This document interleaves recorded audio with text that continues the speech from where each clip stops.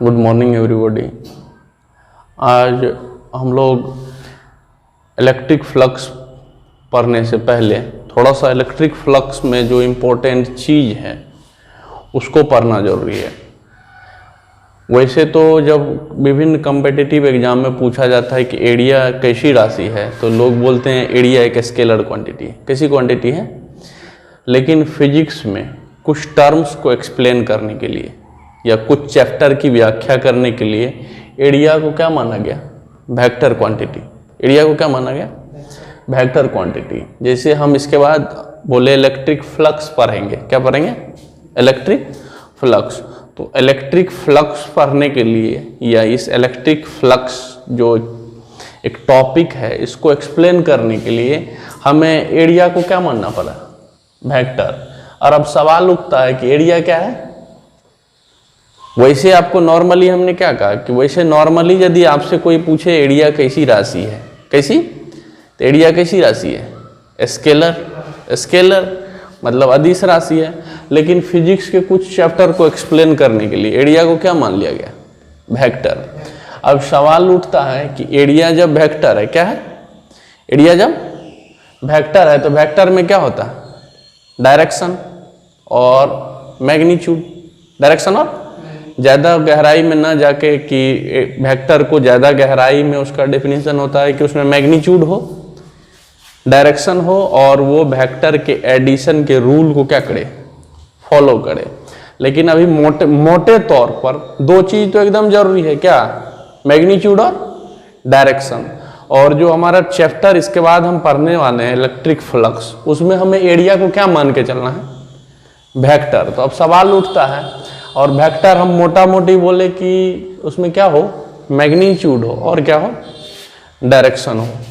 तो एरिया का डायरेक्शन किधर होता है? तो एरिया का डायरेक्शन होता है एरिया के सतह पर परपेंडिकुलर। एरिया के किधर? बाहर की। किधर? मान लेते हैं कि कहीं पर खूबसूरत लड़कियां परीक्षा हॉल से एग्जाम देके निकली है, और आप देखे होंगे कि जब परीक्षा हॉल से लड़कियां एग्जाम दे के निकली होती है और उसी समय बारिश हो जाए, क्या हो जाए? और परीक्षा देने के लिए जाती है लड़कियां तो कपड़ा अच्छा अच्छा पहनती ही है, तो बारिश हो जाने के क्रम में कभी कभी आप देखे होंगे कि परीक्षा देने के लिए पैड लेके जाती है और पैड को अपने कहाँ रख लेती है? सर पर। तो क्या इस तरह से रखेगी? इस तरह से रखने के बाद तो वह जिस चीज़ से बचना चाहती है, बारिश से बचना चाहती है, उससे वो उसको किस तरह से रखेगी? ऐसे। या धूप से बचने के लिए, किस चीज़ से? धूप से बचने के लिए भी किस चीज़ से? मतलब कोई लड़की खड़ी है और वो पानी से बचना चाहती है तो वो अपने सर पर इस तरह से एरिया को तो नहीं रखेगी। किस तरह से रखेगी? इस तरह से रखेगी। या फिर कोई व्यक्ति धूप से बचने के लिए भी अपने सर पर इस तरह से पैड को तो नहीं रखेगा, इस तरह से नहीं रखेगा। किस तरह से रखेगा? यानी हम यहाँ भी एरिया का ओरिएंटेशन का क्या दे रहे हैं? महत्व दे रहे हैं। इस तरह से ना रख के इस तरह से रख रहे हैं। इसका मतलब एरिया भी का भी ओरिएंटेशन का डेली लाइफ में हम क्या करते हैं? यूज करते हैं। तो उस सेंस में वैसे हम पहले ही बता चुके हैं कि एरिया कैसी क्वांटिटी है? स्केलर। लेकिन फिजिक्स के कुछ चैप्टर को एक्सप्लेन करने के लिए इसको क्या बोला गया? वेक्टर। वेक्टर में मैग्नीट्यूड और क्या होता है? डायरेक्शन। तो अब सवाल उठता है कि एरिया वेक्टर है तो इसका डायरेक्शन किधर होगा? सिंपल सा, एरिया मान लेते हैं ये एरिया है, मान लेते हैं इस टोटल सरफेस का एरिया कितना है? एस है। क्या है? ये इस तरह से रखा हुआ है। अब इसका डायरेक्शन किधर होगा? तो एरिया का डायरेक्शन होता है एरिया के सतह पर परपेंडिकुलर। किधर? बाहर की ओर। किधर? बाहर की ओर। तो इसके सतह पर परपेंडिकुलर किधर? बाहर की ओर। ये क्या हो जाएगा? Vector S. Vector S. और तो हम क्या बताया अभी आपको? एरिया क्या है? वेक्टर। एरिया की डायरेक्शन क्या होती है? एरिया की डायरेक्शन। एरिया की डायरेक्शन उसके सतह के परपेंडिकुलर। उसके सतह के किधर? बाहर की ओर होती है। बाहर की ओर होती है। मतलब इलेक्ट्रिक फ्लक्स चैप्टर को एक्सप्लेन करने के लिए हमने एरिया को क्या कहा, वेक्टर, और एरिया की डायरेक्शन क्या होती है, उसके सतह के परपेंडिकुलर, किधर, बाहर की ओर। यदि एरिया, जैसे अब कोई किसी के मन में हो कि एरिया यदि सर बड़ा हो, मान लेते इतना बड़ा एरिया है और इस एरिया का बोल देते हैं हम ए, क्या, तो आप देख रहे हैं कि इस एरिया से वो एरिया क्या है, बड़ा। तो अब इसको यदि हम इतने बड़े लाइन सेगमेंट से दिखाएं तो यकीनन उस एरिया को जो दिखाएंगे तो उस एरिया का भी डायरेक्शन होगा इस एरिया के परपेंडिकुलर, किधर, बाहर की ओर। अब हम यहाँ इसलिए इसे दे रहे हैं कि आपको हम पहले बता चुके हैं कि यह ऐसा नहीं है, कैसा है, ऐसा, इसके सतह पर लंबवत बाहर की तरफ ये हो गया।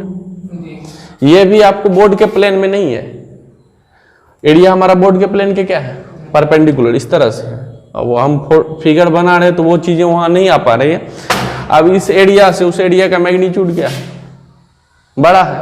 तो आप जानते हैं कि वेक्टर का मैग्नीट्यूड यदि बड़ा होता है तो उस वेक्टर को जो रिप्रेजेंट करती है लाइन सेगमेंट, उसकी भी लंबाई क्या होती है।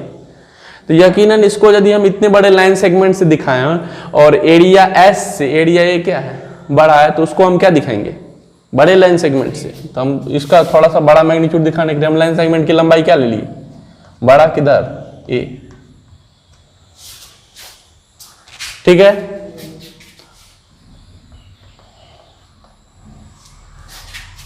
यहां परपेंडिकुलर।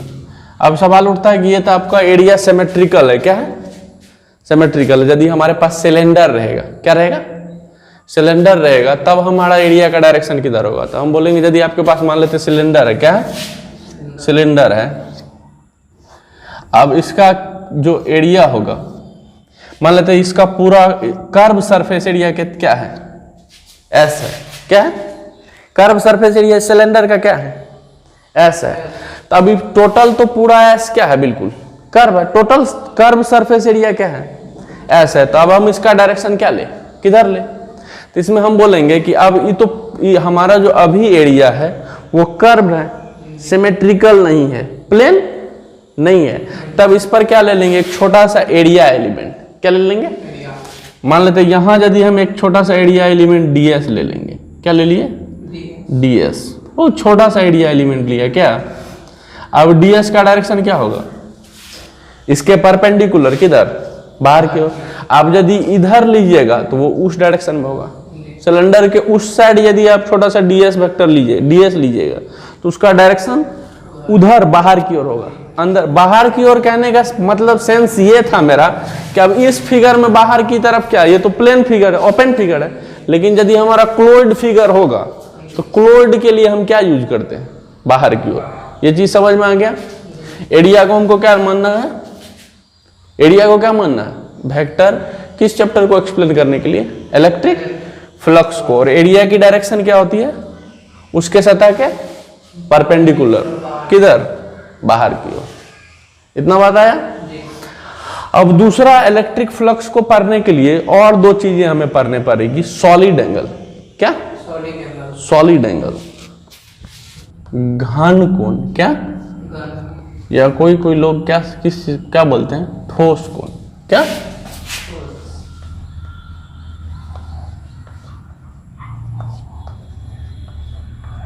और इसको दिखाते ओमेगा से। किस चीज से दिखाते हैं इसको, ओमेगा से। किस चीज से दिखाते हैं, ओमेगा से। अब एक तो होता है सबसे पहले ठोस कोण को समझने से पहले एक तो होता है प्लेन एंगल, क्या, प्लेन एंगल। प्लेन एंगल को क्या बोलते हैं, प्लेन एंगल, प्लेन एंगल मतलब समतल कोण। प्लेन एंगल मतलब कौन चीज, समतल कोण।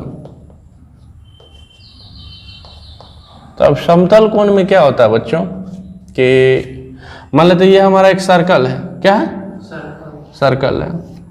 सर्कल का एक आर्क, इतना बड़ा हम एक टुकड़ा ले लिए, इसको क्या बोलते हैं, आर्क। ये मान लेते सेंटर पर कुछ ना कुछ क्या बना रहा होगा, एंगल बना रहा होगा। मान लेते ये जो आर्क की लंबाई है ये एल है, क्या है, ये जो एंगल बना रहा है ये क्या है, थीटा। और इस सर्कल की रेडियस कितनी है, आर।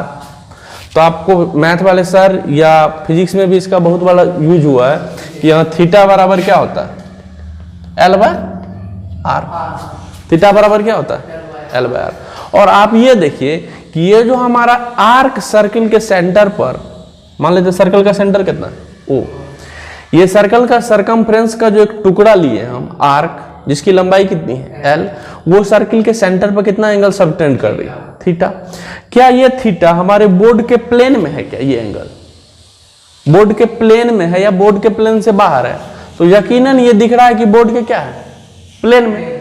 इसलिए इसका नाम क्या बोलते हैं? Plane angle. क्या बोलते हैं? Plane angle. ये क्या है? प्लेन एंगल है। अब टोटल सरकमफ्रेंस सर्किल के सेंटर पर कितना सबटेंड करती है? तो टोटल एंगल निकालने के लिए अभी ये थीटा कितना एंगल बना रही है? ये जो आर्क है ये कितना एंगल बना रही है? थीटा। और यदि हमको टोटल एंगल निकालना पड़ेगा तो हमको एल के जगह टोटल क्या रखना पड़ेगा? सरकमफ्रेंस। तो हम यदि टोटल एंगल निकाले तो यहां एल के जगह क्या लिखेंगे? 2 पाई आर। मान लेते थीटा, यहां टोटल निकालने, हम टोटल लिख देते हैं 2 पाई। टोटल निकालेंगे तो एल की लंबाई क्या हो जाएगी? 2 पाई। अब बाय कितना? आर। आर से आर 2 पाई। आप लोग जानते भी होंगे कि एक पूरा का सर्कल का सरकमफ्रेंस, सर्कल का सरकमफ्रेंस उसके सेंटर पर कितना एंगल सबटेंड करती है? 2 पाई। और अब इसको बोलते हैं रेडियन। इसका मतलब प्लेन एंगल का ऐसा इकाई क्या होता है? रेडियन। ये प्लेन एंगल समझ में आया? अब देखिए, अब समझ में आएगा आपको सॉलिड एंगल। मान लेते हैं अब हमारे पास एक सर्कल नहीं है, स्फेयर है। क्या है? स्फेयर। और चूंकि स्फेयर 3 डायमेंशनल फिगर है, बोर्ड के प्लेन में नहीं आएगी। कुछ तो बोर्ड के प्लेन के बाहर होगी और कुछ बोर्ड के प्लेन के अंदर होगी। लेकिन अभी हमारी मजबूरी है कि हम स्फेयर को बोर्ड पर आपको 3D वाला फील नहीं दे पा रहे। लेकिन आप इसको अभी तत्काल क्या मान के चलिएगा? स्फेयर। और मान लेते इस स्फेयर की रेडियस कितनी है? आर। अब इस स्फेयर पर आप एक छोटा सा एरिया कट कर लीजिए, क्योंकि सर्किल तो नहीं है। सर्कल होता तो उसका क्या होता? सरकमफ्रेंस। और उस सरकमफ्रेंस का टुकड़ा यदि हम छोटा सा कट करते तो वो क्या होता? आर्क। तो सर्किल में तो सेंटर पर कौन एंगल सबटेंड करती है? आर्क। लेकिन जब ये क्या है? ये तो अब सर्कल नहीं है, ये क्या है? स्फेयर है। और ये तो 2 डायमेंशनल नहीं है, बोर्ड के प्लेन पर आएगी क्या? ये 3 डायमेंशनल फिगर है। अब जब ये 3 डायमेंशनल फिगर है तब इस पर तो हम एक छोटा सा जब टुकड़ा लेंगे तो इसका एरिया ही ना लेंगे, क्योंकि ये पूरा स्फेयर का क्या है? ये टोटल स्फेयर का क्या है? Surface area. और इस पर एक छोटा सा हम एरिया कट कर लिए, मान लेते इतना बड़ा। क्या? तो अब इस एरिया के हर एक पॉइंट को, जो एरिया का लास्ट वाला एंड होगा, ठीक ना, वो सर्कल जैसा फिगर में होगा, ये उसको यदि इसके सेंटर से मिला दे तो किस तरह से फिगर बनेगा सो देखिए। मान लेते हैं इस तरह का हम एक स्फेयर पर क्या ले लिए? एरिया। और उसके हर एक पॉइंट को किससे मिला दिए? सेंटर से। अब जो ये सेंटर पर एंगल सबटेंड कर रही है, मान लेते हैं टोटल स्फेयर का टोटल सरफेस एरिया कितना है? मान लेते हैं एस। लेकिन वो इस एस का टुकड़ा है तो हम इसको क्या बोल देंगे? क्या बोले इसको? ds। और ये अभी सेंटर पर क्या, मान लेते हैं इसका रेडियस कितना है बाबू? r। ये सेंटर O है और इस पर एक सॉलिड एंगल सबटेंड कर रही है, कितना? तो चूंकि एरिया हमारा बहुत छोटा है ds, तो हम इस सॉलिड एंगल को भी क्या बोलते हैं? d omega. क्या बोलते हैं? d omega. अब यहां जिस तरह से प्लेन एंगल में बाबू थीटा बराबर होता है l बाय आर, उसी तरह से ये जो स्फेयर पर हमने एक छोटा सा एरिया कट किया है ds, जो स्फेयर के सेंटर पर कितना सॉलिड एंगल सबटेंड कर रही है? D omega. क्या सबटेंड कर रही है? D omega. आप इसको इस तरह से भी देख सकते हैं, इस तरह का एंगल। ये जो एंगल बन रहा है वही क्या है? सॉलिड एंगल, ठोस कोण है। और क्या ये बोर्ड के सतह पर आ रही है? नहीं, कुछ तो बोर्ड के प्लेन में है, कुछ बोर्ड के प्लेन के क्या है? बाहर है। इसलिए इसको प्लेन एंगल की श्रेणी में नहीं रखते हैं। अब यहां इस तरह का एंगल बन रहा है और ये हमारा छोटा सा एरिया क्या है? ds है। इस पर जो आएगा ये कितना एंगल सबटेंड कर रही है? D omega. यहां जिस तरह से थीटा बराबर होता है एल बाय आर, यहां उस तरह से डी ओमेगा क्या डी ओमेगा बराबर होता है डी एस बाय क्या आर स्क्वायर, आर स्क्वायर क्या d d s by r square.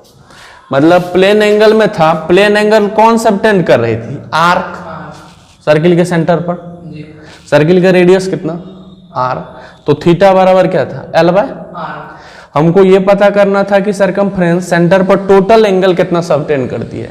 तो जब टोटल एंगल निकालेंगे तो टोटल आर्क की लंबाई लेंगे, और जब टोटल आर्क की लंबाई लेंगे तो वो सर्किल का सरकमफ्रेंस हो जाएगा। तो हमने उसके जगह क्या रखा 2 पाई बाय आर, आर से आर कैंसिल 2 पाई, यानी सर्कल के सरकमफ्रेंस के द्वारा सर्कल के सेंटर पर बना टोटल प्लेन एंगल कितना होता है 2 पाई रेडियन, 2 पाई। उसी तरह से स्फेयर का, किसका, स्फीयर का एक छोटा सा एरिया एलिमेंट स्फेयर के सेंटर पर जो एंगल सबटेंड करती है उसी को हम लोग बोलते हैं सॉलिड एंगल। क्या बोलते हैं सॉलिड एंगल, और उसको रिप्रेजेंट किस चीज से करते हैं ओमेगा से। क्योंकि हमने एरिया बहुत छोटा लिया इसलिए उस सॉलिड एंगल को भी हमने छोटे से रिप्रेजेंट किया, इसलिए हमने उसे क्या बोला डी ओमेगा। और डी ओमेगा होता क्या है डी एस बटा आर स्क्वायर। हम फ्लक्स में यूज करेंगे कि अब मान के चलिए ये टोटल जो क्लोज्ड हमारा सरफेस है क्या है, अभी हम तत्काल स्फेयर लिए हैं, तो अभी जो हमारा ये पूरा को पूरा स्फेयर है जो क्लोज्ड है वो पूरा का पूरा सेंटर पर कितना सॉलिड एंगल सबटेंड कर रही है, ये निकालने के लिए हमें क्या लेना पड़ेगा पूरा एरिया। और आपको पता है कि स्फेयर का क्या सरफेस एरिया, क्या सरफेस एरिया ऑफ स्फेयर कितना होता है 4 पाई आर स्क्वायर। तो यदि हमें टोटल सॉलिड एंगल चाहिए, क्या चाहिए टोटल चाहिए surface area of sphere, surface area of 4 pi r square, 4 pi r square.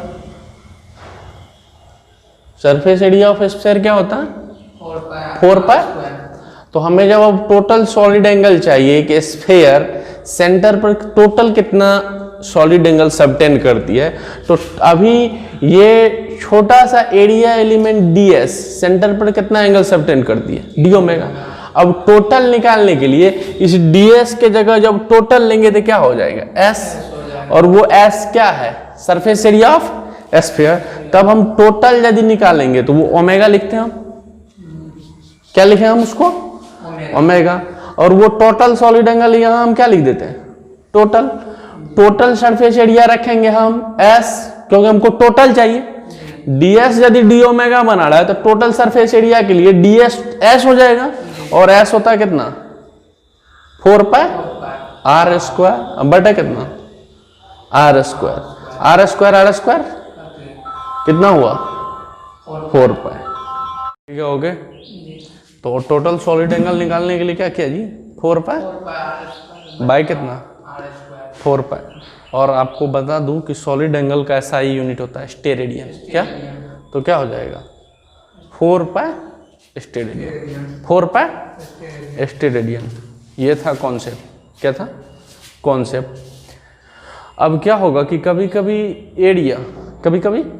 Area जैसे हम फ्लक्स प्रूफ निकालेंगे या फिर गॉस लॉ को प्रूफ करने के लिए जाएंगे तो वहाँ क्या क्या होगा, कभी कभी एरिया सरफेस से बाहर हो जाएगी। क्या हो जाएगी उस केस में डी ओमेगा क्या होगा, थोड़ा सा वो देख लेते हैं, क्योंकि हम उसी चीज़ का यूज करते हैं।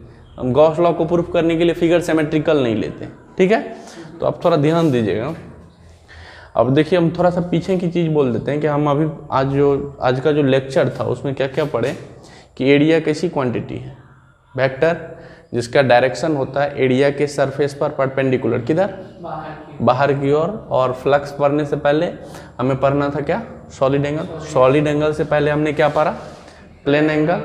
प्लेन एंगल सर्कल का एक आर्क जिसकी लंबाई l है, वो मान लेते हैं सर्कल के सेंटर पर कितना सबटेंड कर रही है एंगल थीटा। तो थीटा बराबर होता है l by total circumference centre पर कितना प्लेन एंगल सबटेंड करती है, तो l के जगह पूरा सरकमफ्रेंस रख दिया 2 पाई आर बाय क्या आर। तो टोटल प्लेन एंगल कितना हुआ 2 पाई, और प्लेन एंगल का ऐसा यूनिट होता है रेडियन, 2 पाई रेडियन। चलिए सॉलिड एंगल में, सॉलिड एंगल चूंकि 3 डायमेंशनल एंगल है, और टोटल स्फेयर हमने लिया जिसकी रेडियस कितनी है आर। स्फेयर के सरफेस पर हमने छोटा सा एलिमेंट लिया क्या ds।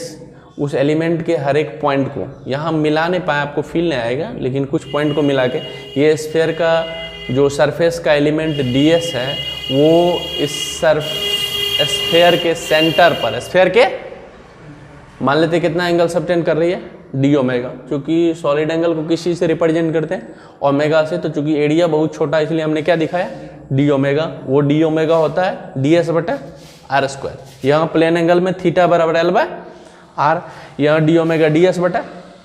और हमको टोटल सॉलिड एंगल चाहिए कि ये स्फेयर की एरिया टोटल कितनी सॉलिड एंगल सबटेंड कर रही है। तो हम तब इस ds के जगह टोटल सरफेस एरिया लेंगे, और स्फेयर का टोटल सरफेस एरिया होता है 4 पाई डिवाइडेड बाय कितना आया 4 पाई स्टेरेडियन। आपको याद रखना है। अच्छा, एक तो ये तो स्फेयर के लिए, लेकिन यदि ये फिगर थोड़ा सा अप डाउन हो जाए, फिर भी हमको सेंटर पर बना सॉलिड एंगल पर तो कोई फर्क नहीं पड़ेगा। हमारा आउटर सरफेस में मान लेते हैं किसी प्रकार का अप डाउन हो गया वो तो, लेकिन सेंटर पर जो उसके द्वारा बना सॉलिड एंगल होगा उसमें कोई फर्क नहीं होगा। इसलिए यदि हम टोटल सॉलिड एंगल स्फेयर ना कोई और भी सरफेस के, लेकिन वो पूरी तरह से क्या हो क्लोज्ड हो, तो इसके सेंटर पर बने सॉलिड एंगल में कोई फर्क नहीं होता। हम वहां भी टोटल सॉलिड एंगल कितना लेंगे 4 पाई स्टेरेडियन। चाहे हमारा सरफेस कैसा, हम आपको सिर्फ स्फेयर से दिखाए हैं, लेकिन सॉलिड एंगल कैसा भी क्यों ना हो, मतलब हमारा कर्व सरफेस, हमारा क्लोज्ड सरफेस किसी भी शेप का क्यों ना हो, सेंटर पर टोटल सरफेस के द्वारा सबटेंड सॉलिड एंगल कितनी होगी 4 पाई स्टेरेडियन। 4 पाई स्टेरेडियन। अब इसका सबसे बड़ा रीजन है कि बाहरी सतह पर क्या भूचाल आया या उसके बाहरी सतह में क्या अप एंड डाउन आया, उस अप एंड डाउन आने से अंदर के सॉलिड एंगल पर कुछ आपको लगता है फर्क पड़ेगा? नहीं पड़ेगा। इसीलिए जो क्लोज्ड सरफेस है, जो बंद आकृति है, उसकी शेप कैसी है उससे हमें मतलब नहीं है, लेकिन टोटल उस सरफेस के द्वारा सेंटर पर सबटेंड सॉलिड एंगल कितना होगा 4 पाई स्टेरेडियन। मान लेते हैं अब ये स्फेयर है, हम स्फेयर साइज शेप लेते हैं, लेकिन अब जो हमारा एरिया है कुछ इस तरह से बाहर आ गया, मान लेते हैं ये सतह से बाहर इस तरह का, और मान लेते हैं अब ये जो सरफेस सतह पर एरिया है, ये हमारा आउटर जो एरिया है बाहर की ओर, ये कितना है ds बाबू। और मान लेते हैं अब हम इसको सेंटर से क्या कर दिए ज्वाइंट कर दिए, तो हम तो अभी तुरंत स्फेयर के पास से पर क्या है कि हमारा एरिया कहाँ था सरफेस पर, स्फेयर के कहाँ था, तब स्फेयर के जब सरफेस पर था एरिया तब हम डी ओमेगा क्या लिखे थे ds बटा आर स्क्वायर। लेकिन अभी आप देखिए हमारा ये एरिया ds नहीं है, ये वाला एरिया ds नहीं है। कौन वाला एरिया ds है? ये वाला। इसकी रेडियस कितनी है, सेंटर जो पॉइंट है सेंट्रल पॉइंट उसको हमने क्या कह दिया r। ये जो ds है, इस ds वेक्टर का डायरेक्शन क्या होगा एरिया पर परपेंडिकुलर किधर बाहर की ओर, क्योंकि इससे पहले ही हम पढ़े हैं कि एरिया वेक्टर क्वांटिटी जिसकी डायरेक्शन होती है उसके सरफेस पर परपेंडिकुलर किधर बाहर की ओर। तो इस ds की डायरेक्शन किधर होगी इस डायरेक्शन में। मान लेते हैं सेंटर से एरिया के मिड पॉइंट को मिलाने वाला ये भी तो क्या होगा रेडियस, और रेडियली आउटवर्ड डायरेक्शन में एक वेक्टर है, ठीक ना, जिसकी डायरेक्शन मान लेते हैं r के यूनिट वेक्टर के डायरेक्शन में, इस वेक्टर के डायरेक्शन रेडियस के डायरेक्शन में।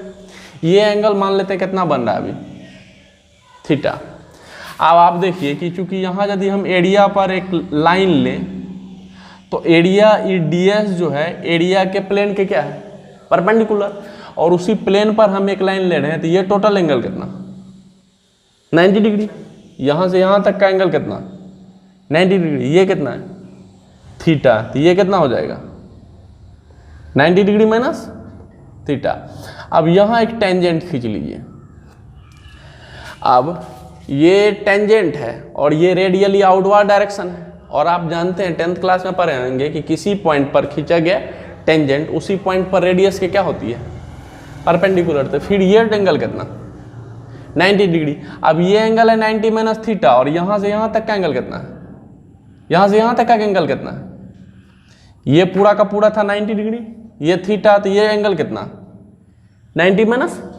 अब फिर यहाँ से यहाँ तक का एंगल कितना है 90 डिग्री, तो ये 90 माइनस थीटा, तो ये कितना थीटा।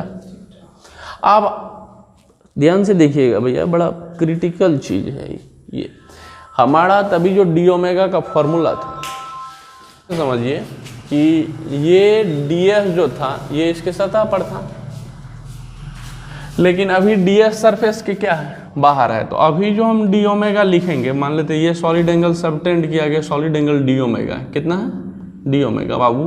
तो तभी जो हमारा जो हम डी ओमेगा लिखे थे ds बटे क्या था, आर स्क्वायर, और ds हमारा इस स्फेयर के क्या था, सरफेस पर।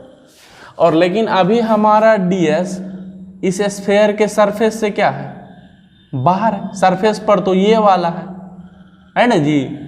और ये इतना बाहर है कि ds वेक्टर और रेडियली आउटवर्ड डायरेक्शन में जो एक वेक्टर, उनके बीच एंगल कितना बन रहा है, थीटा। तो अब यहाँ पर जब आए तो इन दोनों एरिया के बीच भी एंगल कितना बन रहा है, थीटा। ये जो इस तरह से, एक यहाँ पर है, एक इस तरह से, दोनों के बीच एंगल कितना बन रहा है, थीटा।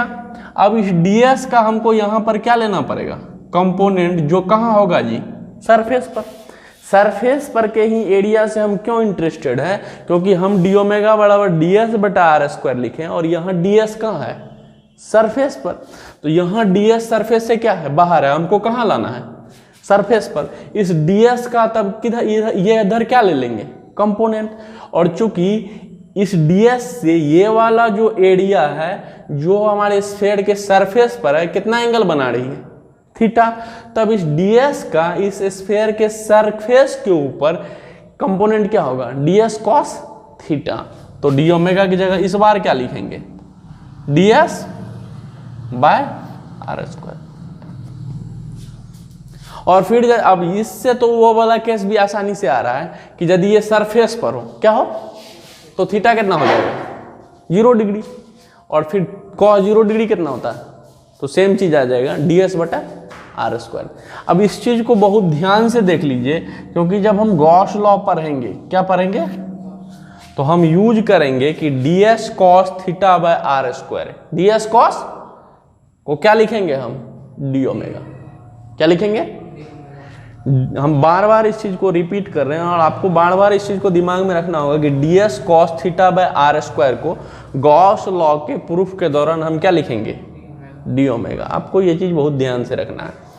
चलिए चीज़ों को मैं फिर से रिपीट करता हूँ कि आज के क्लास में हमने क्या क्या पढ़ा। कि हमने पढ़ा कि फिजिक्स में वैसे एरिया स्केलर क्वांटिटी है, फिजिक्स में कुछ चैप्टर को एक्सप्लेन करने के लिए, जैसा कि इलेक्ट्रिक फ्लक्स, एरिया को क्या माना गया, वेक्टर। और जब एरिया वेक्टर क्वांटिटी है तो सवाल उठता है कि एरिया का डायरेक्शन किधर होगा। तो एरिया का डायरेक्शन होता है एरिया के सतह पर परपेंडिकुलर, किधर, बाहर की ओर। एरिया के सतह पर परपेंडिकुलर बाहर की ओर। उसके बाद फ्लक्स पढ़ने से पहले हमें पढ़ना था सॉलिड एंगल। सॉलिड एंगल को ठीक से समझने के लिए हमने क्या पढ़ा, पहले प्लेन एंगल। प्लेन एंगल में पढ़ा हमने थीटा बराबर होता है L बाय आर। थीटा बराबर L by r. Total circumference centre पर कितना सॉलिड एंगल सबटेंड करती है, तो हमने L के जगह 2πr रखा, ठीक है। तो वहां से निकल के आया कि टोटल सरकमफ्रेंस के द्वारा सेंटर पर बना प्लेन एंगल होता है 2π रेडियन। अब आए सॉलिड एंगल के पास, तो सॉलिड एंगल में क्या था कि स्फेयर पर एक छोटा सा एरिया लिया हमने ds, और इस एरिया के हर एक इंड पॉइंट को किससे मिलाया, सेंटर से।